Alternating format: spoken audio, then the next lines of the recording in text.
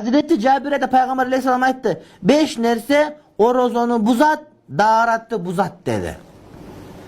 5 nerse orozonu buzat, daharatı buzat dedi. Birinci jalgan aytуу dedi. Jalgan aytsaң orozоң buzulat, daharatың buzulat. Бұл деген söz кайра daharat almayınca orduңа келбейсиң деген. Daharatты buzбай чындыгын жалган айткан. Бирок жалган айткандан кийин daharat алган мустахаб, жалган айткандан тобу айтыш керек. Анткени орозо кармаган адам жалган айтса, бул адамдын орозосун соогу калбай калат деген маани. Экинчиси алы гыйба. Бул гыйбат сүйлөө. Гыйбат деген эмне, урматтуу бир тууганым? Ким билет? Гыйбат деген эмне? Гыйбат дегени биз кайсы бир адамдын айыбын элге айтып бересин, ошол айып эс ошон укса, сага капа боло турган, сага таарына турган болсо, мына ошол гыйбат болот. Демек гыйбат сүйлөсөң орозоң бузулду дегендин мааниси орозонун соогу кетти деген маани.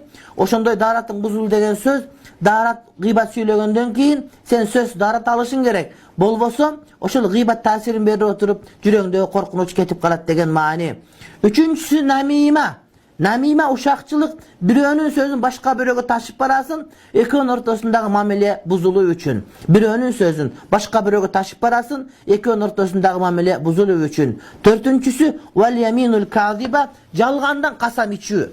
Жалгандан ант ичип, касам ичип, жалганда мына ушундай кылуу, мына ушул дагы ошондой өкмгө кошулат. Ван назар би шахватин, шахват менен кароо деди.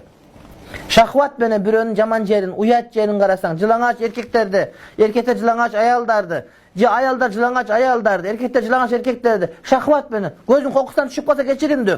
Бирок рахат алып ошондон карай турган болсоң, мына ошонун дагы орозосу дагы жок, дараты дагы жок дегени, ошолор күнөөкөр болот деген мааниде келет. Экинчиси, өзгөчө адамдардын орозонун экинчиси бул хифзул лисан, тилди сактоо. Эмнеден? Анил хазаян, о жок тамашалашкандан, вал казиб, жалган айткандан, вал гыйба, гыйбат сүйлөгөндөн, вал намима, ушак айткандан, вал фухш, сөгүнүп сүйлөгөндөн, вал жафа, убадага турбай койгондон, вал хусума, талашып жаңжал кылгандан, вал мира, кожо көрсүн кылгандан, ва илзаму сукут, башка бирөөлөрдү эмне ошентип жаман кылгандан дейт. Бул адамга важип эмне? Сүкүттү илзам кылуу, ун чыкпасты кармануу. Орозодо колуңан келсе, ун чыкпа. Ва шугулуху би зикриллахи таала, Аллах тааланы зикир кылып, канткенде дин үммөткө келет дегенди фикир кылып жашоо. Ва тилаватул Кур'ан, Кур'ан тилават кылуу, фа хада сауму лисан, бул тилдин орозосу. Бул эмне? Тилдин орозосу. Эки аял пайгамбарыбыздын доорунда орозо кармады. Өкөө абдан чарчап, курсак ачып, кыйналып, анан пайгамбарыбыз алейхиссаламга адам жөнөтүштү. Биз орозо кармадык, күн ысык, биз кыйналдык, биз ачып алсак болобу орозобуз деп ушундай жөнөткөндө, пайгамбарыбыз алейхиссалам буларга чоң бир чараны жиберди.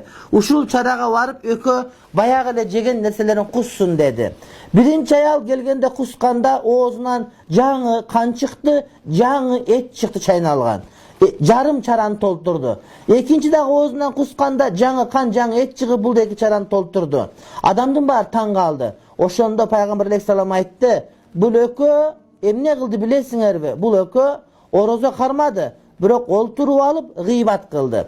Бул андай, бул тигинде, мунун буту кыска, мунун буту узун, мунун мурду кыска, мунун мурду бучук, мунун мурду манка, мунун шымы мындай, мунун көйнөгү мындай, мунун үнү мындай, мунун бою мындай, мунун ою мындай."